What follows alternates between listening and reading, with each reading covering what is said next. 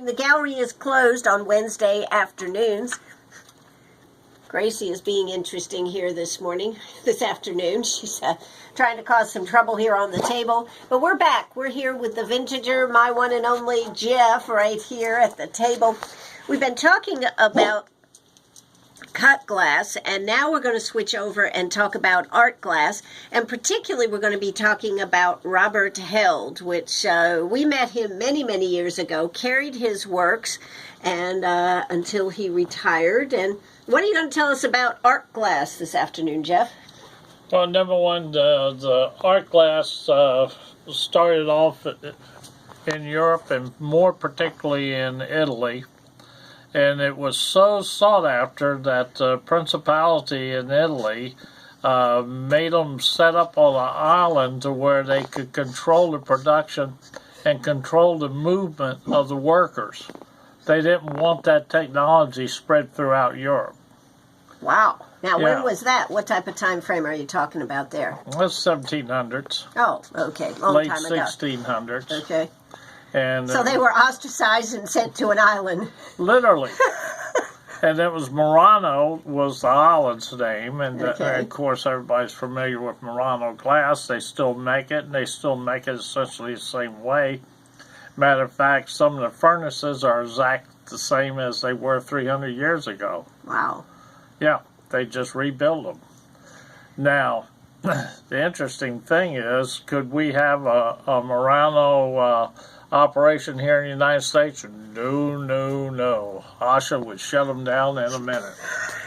And I do not know any major art glass maker that hasn't moved from here in the United States to Canada. One of the places, Bahamas is another place. They usually have moved out of the United States, mostly because doing glass work and blowing glass is not a particularly helpful endure.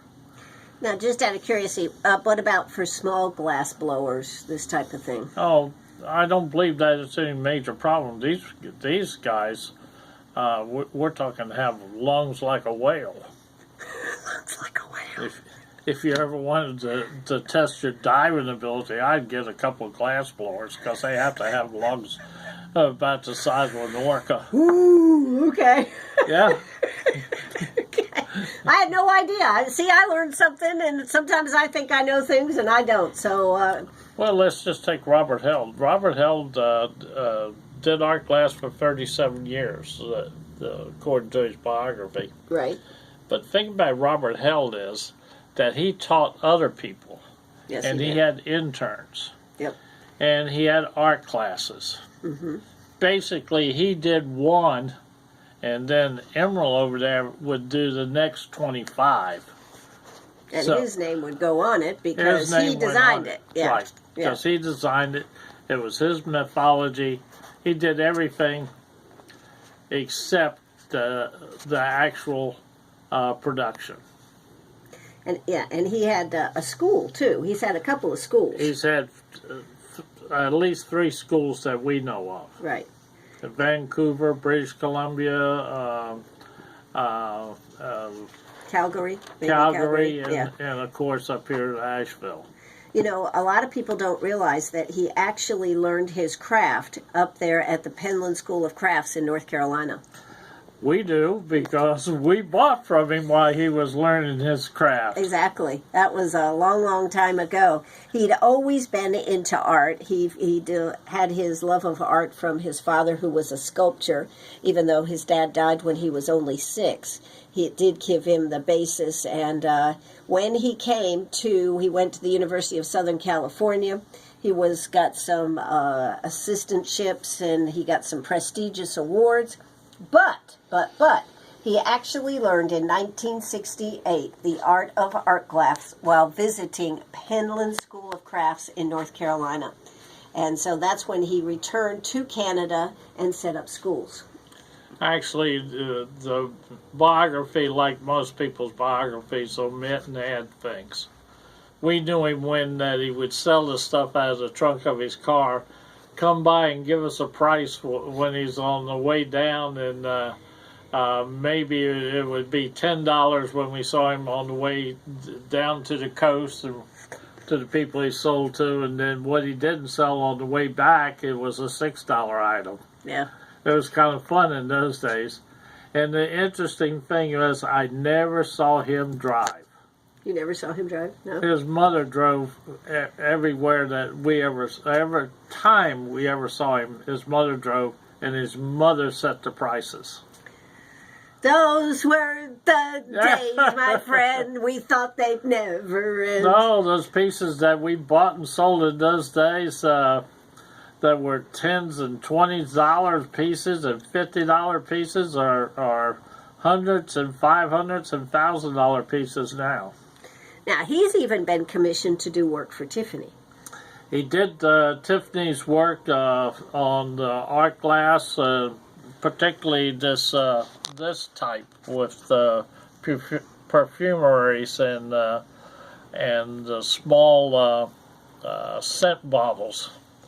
He did quite a few of those, and they were all particularly for Tiffany. Yeah, he's done some beautiful work, and he certainly has perfected his art. Now, the other thing about it, though, somewhere along in there, he got divorced, right? Yes. And the problem is that this is where he went into retirement. And now for 2 years. For 2 years. Isn't this interesting, folks? And now he's back. He decided he'd go back to it. He's changed some of the stuff the way he's doing it now, though, today. He's changed it, but he had to change it from the to the aspect that he sold his molds and everything to the college that he was working with. So he had to change them. They're not markedly different, but they are different. Right. And the materials are a lot heavier. Let's just go into art glass as such.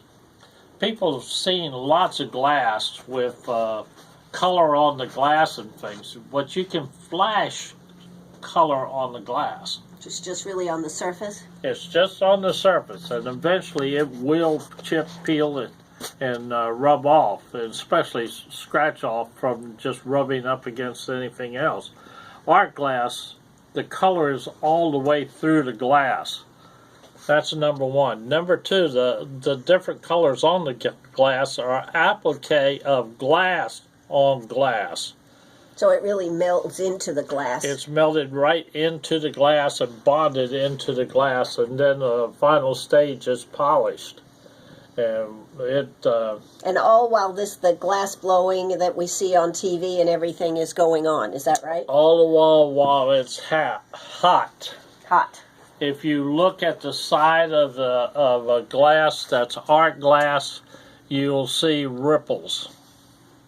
I don't care if it's a round jug like this one or a square one like this one. If you look close enough, you'll see the ripples. And that's the movement of the glass as it's being formed into whatever shape that it's being formed. One of the easiest forms is, of course, the round.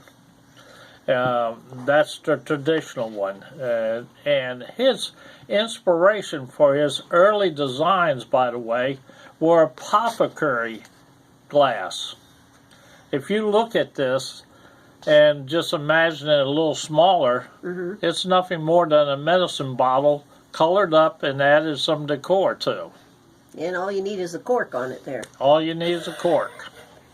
And if you remember, the original ones we had Had a cork. had a cork. Yep.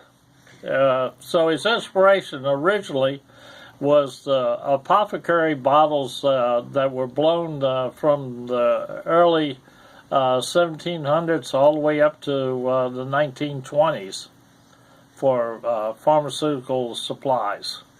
Interesting. Yeah. Very interesting. So this is now prices today on Robert Held. I mean, look at this piece. You wanted to talk, I think, a little bit about that piece right there. That's a really unique piece.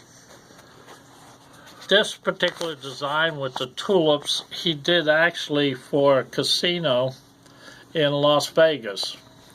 And in the casino is these huge chandeliers that are formed from art glass. I mean, we're talking things that are 10, 12 feet wide that weigh 3 or 4 tons, 6,000 pounds Right. of chandelier.